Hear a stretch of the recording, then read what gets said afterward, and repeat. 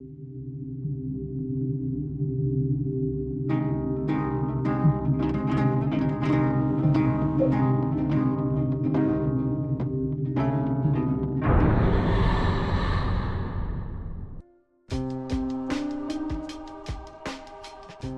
just as Silent Hill 3 is a continuation of Silent Hill, Silent Hill 4 is sort of a continuation of Silent Hill 2. Rather than following any of the main characters, their fates are pretty much spelled out anyway, with the exception of James, which varies on what ending you get. Silent Hill 4 takes a character who never appears in Silent Hill 2 but is mentioned several times, and mainly just used as a symbol to hint at the big reveal in that game, and makes that character the focus of this game. Of course I'm talking about serial killer Walter Sullivan. Actually, he's a combination of that and an article you find in Silent Hill 3 about an orphanage called Hope House, though it's called Wish House in this game, probably due to a translation screw-up. I'll get more into the details of Walter Sullivan later. You basically learn about him by learning about his victim, so we're gonna start there. If there's one area where Silent Hill 4 is pretty weak, it's character development. But there's a lot of information on the characters that's out there that didn't make it into the game, presumably because it was rushed. Unfortunately, Silent Hill 4 came out after the Book of Lost Memories was published, so we can't look to that. But the extra info about the characters ended up on the original Japanese official site for Silent Hill 4 and eventually onto translatedmemories.com. Who are you? What's your name? Cynthia is the first character you come across, and she makes an interesting impression. Will you help me find it? I'm kinda scared all alone. I'll do a special favor for you later. How messed up is it to be teasing a guy who has been in solitary confinement for nearly a week? Have some fun. Not that she could really know that, but still. Henry tries to help her out, but she keeps disappearing. There's a reason for that, which I'll get to later. Eventually, Henry does find her, but it's too late. It's just a dream, right?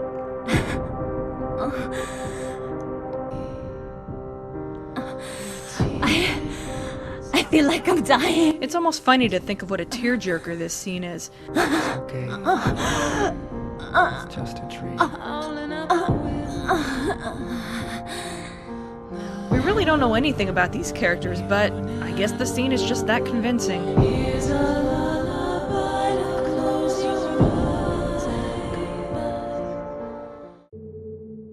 So why was Cynthia one of the victims?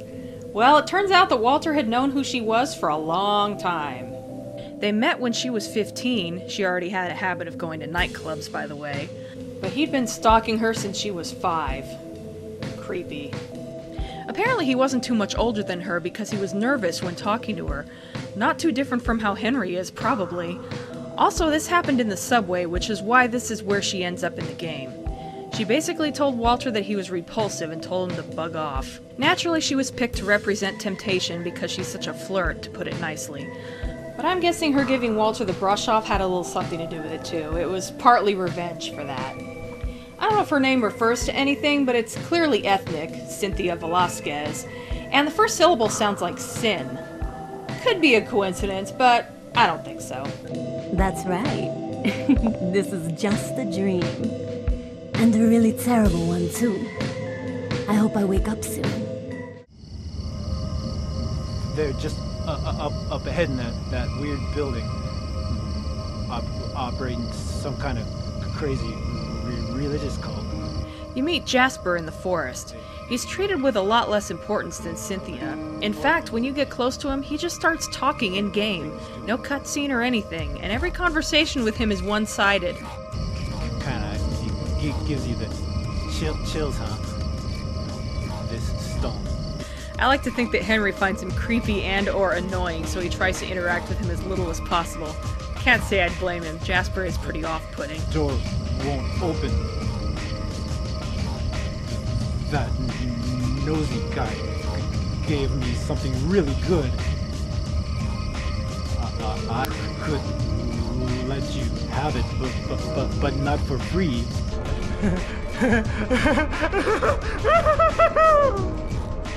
He even apparently doesn't care about scaring off little kids. All we really know about him, as far as what we're shown and told about in the game, is that he's obsessed with supernatural stuff. He talks about wanting to find the devil and how great creepy places like Silent Hill are. He also doesn't seem too worried about being trapped in a dark forest.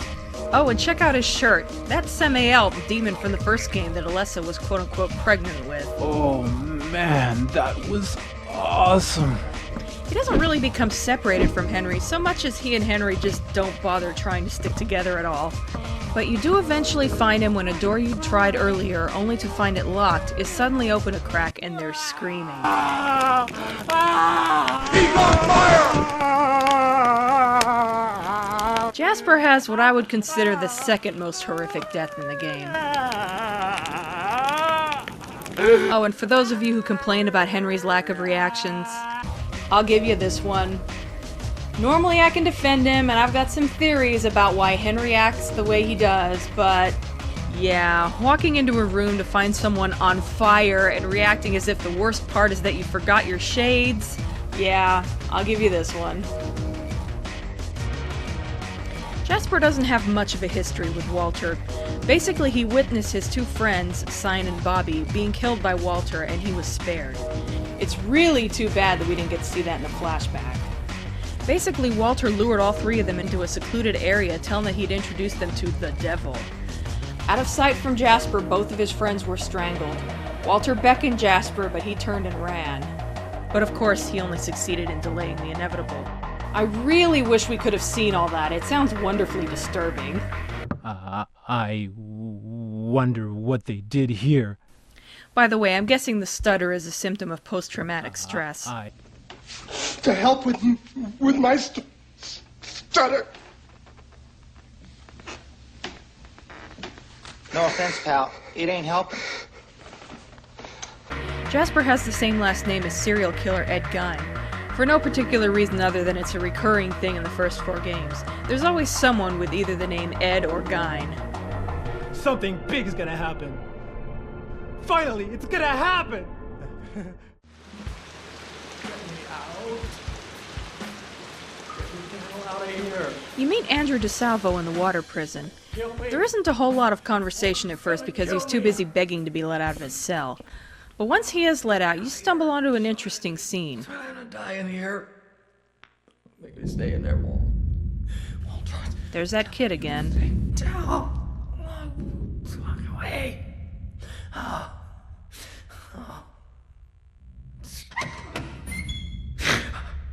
I used to work at the orphanage watching the kids. I'm Andrew DeSalvo. Oh my God. I don't think Henry's too crazy about this guy either. God.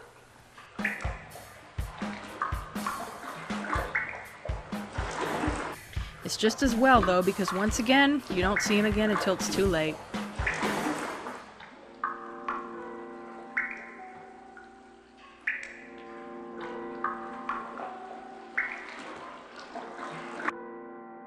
DeSalvo is one character the game is pretty straightforward about once you get back to the area where he died. It turns out that he was one of the guards who watched over the kids and abused the hell out of them. He doesn't seem like the type with how skittish he is, but I think that's the result of him finally realizing just how bad his crimes were and how much he could suffer for it. DeSalvo is probably the only victim who arguably deserved what he got.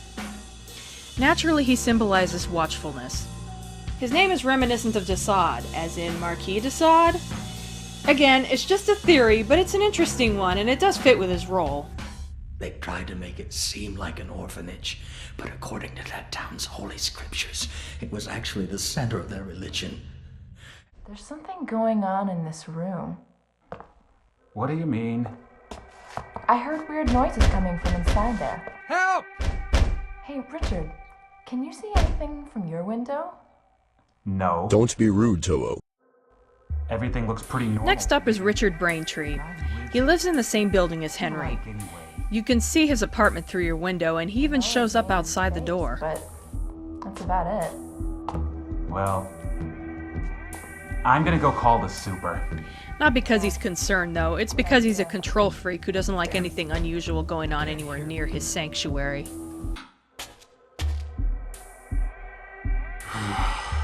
You're a real person. Hey, you're the guy that lives across from me. Yeah. He's an asshole, but he's one of my favorite characters. I'm Richard Braintree, from 207. Definitely my favorite out of the victims. He doesn't have much more screen time than anyone else, but there's just something compelling about him. Must be his tie. Anyway. Hey, you guys, I'm going home. And the way he points both thumbs over one shoulder. What's good for you? I don't know. Henry sees Richard talking to the kid, and you know he's thinking, oh god, no good can come of this. The kid he was talking about? You look a lot like a little punk that I once caught sneaking around there. And he is so right. Richard has probably the most horrific death in the game. I've seen this cutscene about 1,000 times, and it never gets any easier to watch. Silent Hill 4 is definitely the most gory and brutal out of the first 4 games. Richard is another character that the game was pretty straightforward about, for the most part. Either there's some bad translation going on, or maybe Walter is an unreliable narrator, because most of what you see in the game is based on his memory. Either way, the game basically says that Richard dragged a guy named Mike in his apartment and skinned him alive. And I did take that at face value at first. At one point you come across a cassette tape labeled Skinned Mike, and I was afraid to listen to it. It doesn't help that when you do listen to the tape, it's hard to tell what's going on just by the dialogue you hear. But fortunately, the website described the scene better. The worst incident was when Mike, resident of room 301, bumped into Braintree's shoulder in the corridor of the apartment unintentionally. At the time, Richard was even more moody than usual, so he dragged Mike by the collar of his shirt into his apartment. A crowd gathered to see what was going to happen. One of them apparently had a tape recorder. Suddenly the door opened and Mike, apparently naked, ran away. Then Richard came out of the room holding Mike's shirt and jeans, which were soaked in blood. How do you like that, you sick little freak? You had it coming to you. These clothes are disgusting. Get them out of my sight. Richard, of course. I know. It'll be perfect to wrap the body in. That's the crazy cat lady who needed to wrap up one of her dead cats so she could keep it in the refrigerator. So she used the jeans for that. Yeah. Hold it. I think I'll keep that one for myself. Hold it. I think I'll keep that one for myself. A drunk guy who took the shirt. After that, Richard took a look into the crowd and noticed a little kid among the people. You! Hold it. I think You I'll keep snooping that around one for again? myself. Get your ass out of here before you really piss me off! So either there's some bad translation going on. Skin actually has a lot of meanings, and as a slang term it can mean just beating the crap out of somebody or taking all their belongings. Both of those could apply here. It could be that someone made a massive screw-up and seeing something about a character getting skinned figured that peeled his skin off sounded more dramatic, so we went with that, not knowing the context. Or, since Walter was there when he was a little kid to witness it, it could be that his memory warped it into something much worse than it actually was. It would kind of explain why he thinks Richard deserves the electric chair. So yeah, Richard is an eccentric asshole, maybe even a sociopath, but I seriously doubt he ever actually tortured anybody. To Walter, he represents chaos for obvious reasons. I've heard that Richard has the same voice as Vincent from Silent Hill 3, but Silent Hill 4 doesn't credit its voice actors, so who knows if it's true or not. What's wrong? You don't trust me? What the hell's happened to us? I don't know about that. According to IMDb, Jasper has the same voice as Vincent. Too. Something big is gonna happen. Finally, it's gonna happen! Well, for the two of you to die, that would be nice. But who knows? IMDb cannot be trusted when it comes to information that cannot be checked against an original source, so they are not reliable in this case. Anyway, I'm getting the hell out of here. You should too, if you know what's good for you. Wait. Watch out for that kid. Huh.